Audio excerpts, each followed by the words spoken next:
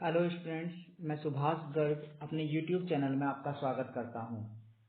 Students, आज के इस वीडियो में मैं आपको यूनिट 1 कम्युनिकेशन स्किल्स का third chapter barriers in communication and how to overcome barriers in communication पढ़ा रहा हूं।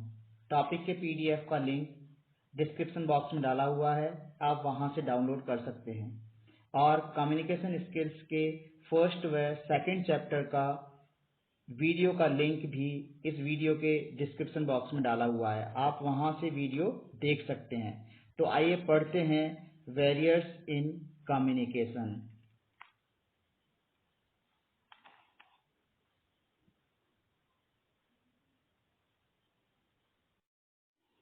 The process of communication has multiple barriers. The barriers in communication will often lead to a condition of misunderstanding and failure of communication. The barriers to effective communication could be of many types like linguistic, psychological, emotional, physical, and cultural, etc. Let us discuss these barriers in details. So students, barriers मतलब होता है रुकावटें। तो communication में रुकावटें क्या आती हैं, तो हम इसको देखेंगे कि कम्युनिकेशन में कौन कौन सी रुकावटें आती हैं। फर्स्ट है linguistic barriers. The language barrier is one of the main barriers that limit effective communication. तो लिंग्विस्टिक मीन्स हो गया लैंग्वेज। तो लैंग्वेज का बैरियर जो है वो मेन इंपॉर्टेंट बैरियर है कम्युनिकेशन के लिए। Language is the most common tool of communication. The fact that each major region has its own language. हर एक रीजन की अपनी खुद की लैंग्वेज होती है, is one of the barriers to effective communication, जो कि इफेक्टिव करती है कम्युनिकेशन को। As per some estimates, the dialects of every two regions changes within a few kilometers. Even in the same workplace, different employees will have different linguistic skills. As a result, the communication channels that goes across the organization would be affected by this. Thus, keeping these barriers in mind, different considerations have to be made for different employees. Some of them are very proficient in a certain language and others might be okay with these languages. Second है student psychological barriers.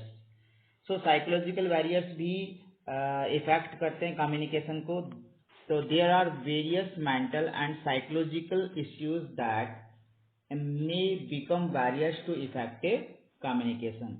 Some people have stage fear, speech disorders, phobia, depression, etc. All of these conditions are very difficult to manage sometimes and will definitely limit the ease of communication. तो कुछ लोगों में stage का fear होता है, stage पर जाने से वो डरते हैं, स्पीच अच्छे से बोल नहीं सकते हैं, फोबिया होता है, कुछ ना कुछ डिप्रेशन में होते हैं। तो साइकोलॉजिकल बैरियर्स जो होते हैं, ये साइकोलॉजिकल बैरियर्स भी कम्युनिकेशन को बहुत ज़्यादा इफेक्टिव करते हैं। ये भी एक बहुत बड़ा बैरियर्स है। Emotional barriers. The emotional IQ of a person determines the ease and comfort with which they can communicate. A person who is emotionally mature will be able to communicate effectively. On the other hand, people who let their emotions take over will face certain difficulties. A perfect mixture of emotions and facts is necessary for effective communication. Emotions like anger, frustration, humor can affect the decision-making capacities of a person and thus make the communication ineffective. तो emotional barriers होते हैं, जैसे कोई बहुत ज़्यादा जल्दी से गुस्से में आ जाता है, बहुत जल्दी इसको फ्रस्ट्रेशन हो जाता है या ह्यूमर हो जाता है।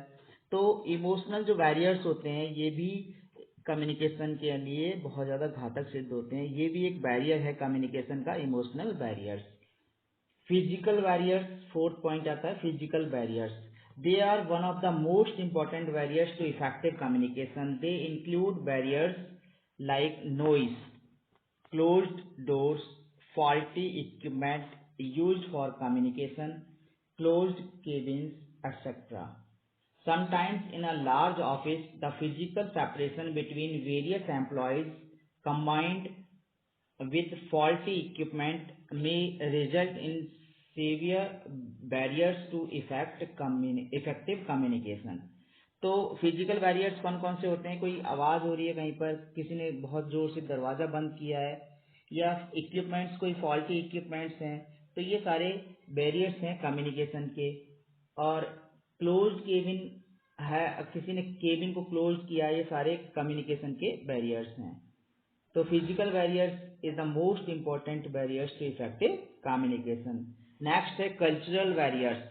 As the world is getting more and more globalized, any large office may have people from several parts of the world.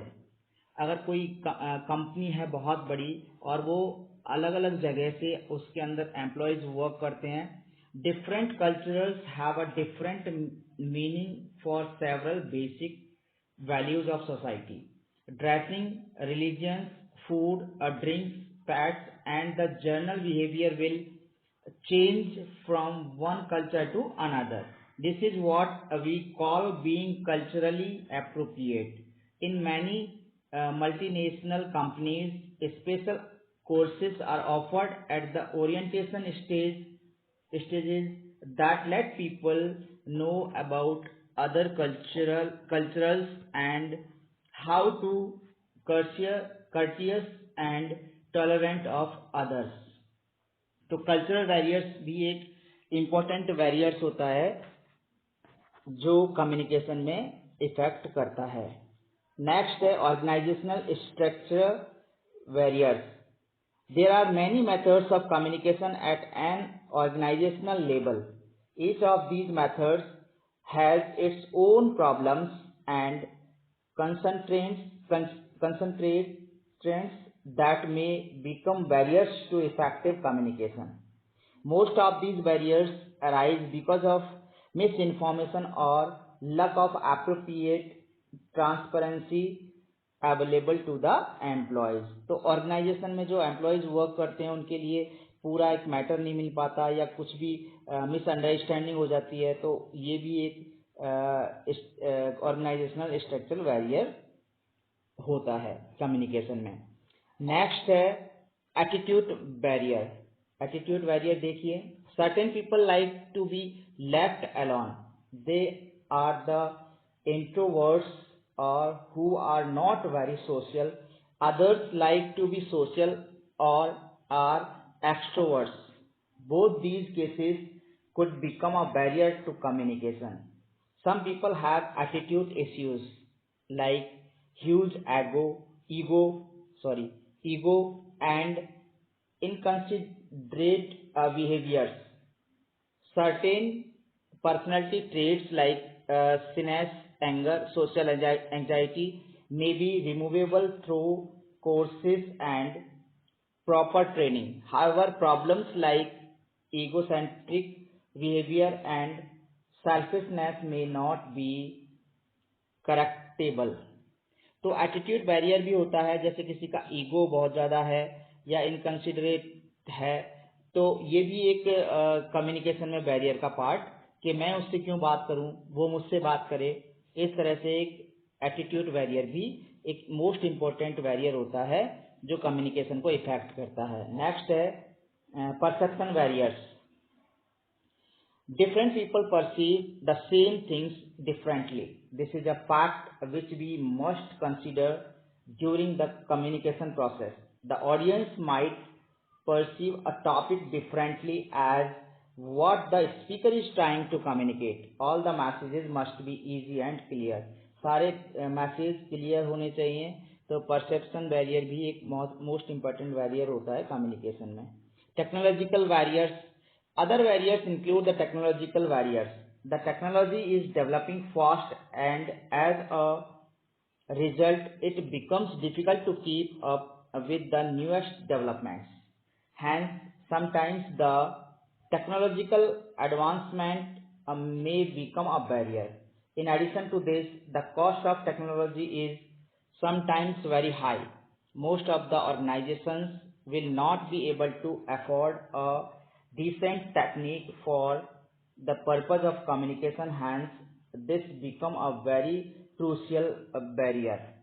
Technological barrier भी एक इम्पोर्टेंट बैरियर होता है, जो टेक्नोलॉजी के जो पार्ट्स होते हैं वो अपन खरीद नहीं सकते, टेक्नोलॉजी को यूज़ नहीं कर सकते, अच्छी वाली टेक्नोलॉजी को यूज़ नहीं कर सकते।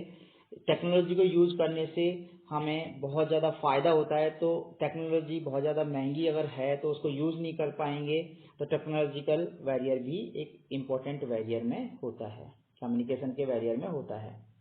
अब देखते हैं student, how to overcome barriers in communication. तो जो बैरियर होते हैं उनसे हमको बाहर कैसे आना है, इन बैरियर को हमें दूर कैसे करना है।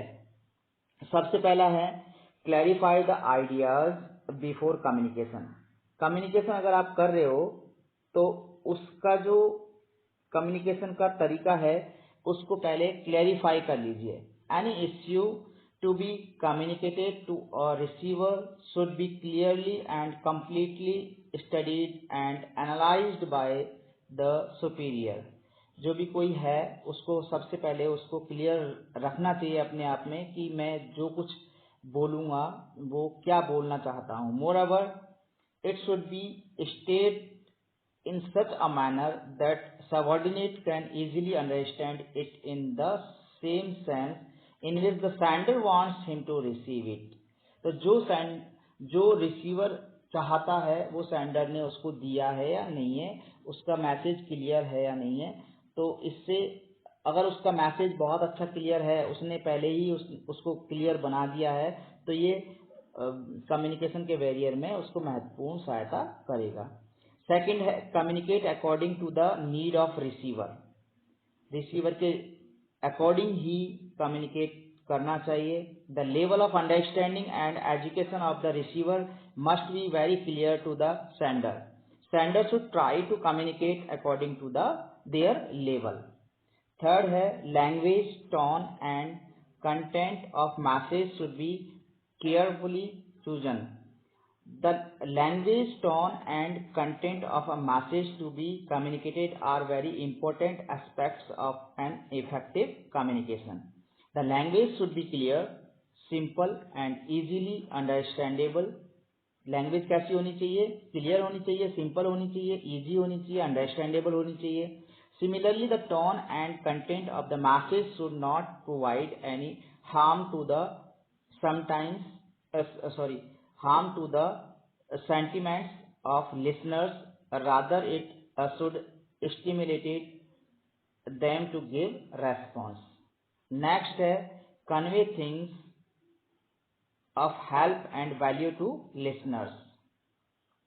It is always better to know the needs and interests of the listeners before communicating the message। हमेशा ये जानना चाहिए कि लिसनर क्या सुनना चाहता है, उसका इंटरेस्ट क्या है। The response from the listeners is surely obtained if the message is related directly or indirectly to their needs or interest। अगर आपका message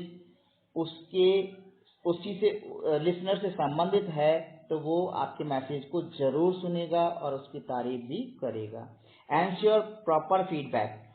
Proper feedback helps in improving the communication process। The sender should ask questions regarding the message conveyed and the receiver should be encouraged to respond to communicate।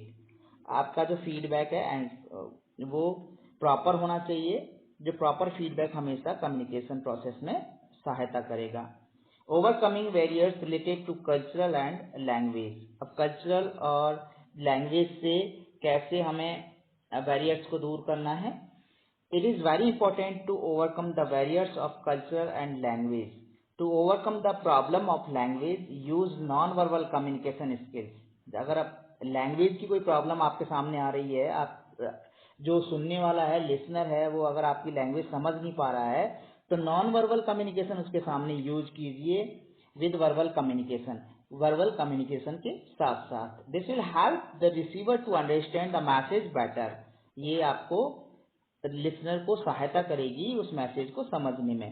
For cultural barriers, try to find the culture of the people to whom you are sending the message and prepare accordingly to so that the receiver does not feel offended। अगर आपने किसी को कोई message भेज रहे हो तो उसके कल्चर के अकॉर्डिंग उसको मैसेज भेजो, तो जो रिसीवर है, मैसेज प्राप्त करने वाला है, उसको कभी भी बुरा नहीं लगेगा, उसको बहुत अच्छा लगेगा कि the message which you have send to him और her is very good for him और हर। अब देखिए स्टूडेंट, एक डायग्राम मैंने यहाँ दिया है वेरियर्स टू इफेक्टिव कम्युनिकेशन का। ये सारे पॉइंट्स इसके अंदर आ रखे हैं। फिजिकल बैरियर्स है, ऑर्गेनाइजेशनल बैरियर्स है, कल्चरल बैरियर्स है, लैंग्वेज बैरियर्स है, चैनल बैरियर्स है, इंटरपर्सनल बैरियर्स है, इंडिविजुअल बैरियर्स है, एटीट्यूडनल बैरियर्स है, लिसनिंग बैरियर्स है, बैरियर्स वाइल स्पीकिंग। तो lot of barriers is there. तो जो बैरियर्स हैं वो इफेक्टिव करते हैं कम्युनिकेशन को। तो सबसे पहले आपका कम्युनिकेशन बहुत अच्छा रखिए, तो आपको कहीं पे भी कोई बैरियर्स का सामना नहीं करना पड़ेगा। तो स्टूडेंट, आपको मैंने बैरियर्स टू इफेक्टिव कम्युनिकेशन बताए, बैरियर्स इन कम्युनिकेशन बताए, और how to overcome barriers in communication बताए। आपको मेरा वीडियो कैसा लगा? लाइक कीजिए, अच्छा लगा तो लाइक कीजिए, और वीडियो को शेयर भी कीजिए, और पीडीएफ को डाउनलोड भी कर सकते हैं। चैनल को सब्सक्राइब कर दीजिए जिससे आपको मोर से more updates time to time मिलते रहें।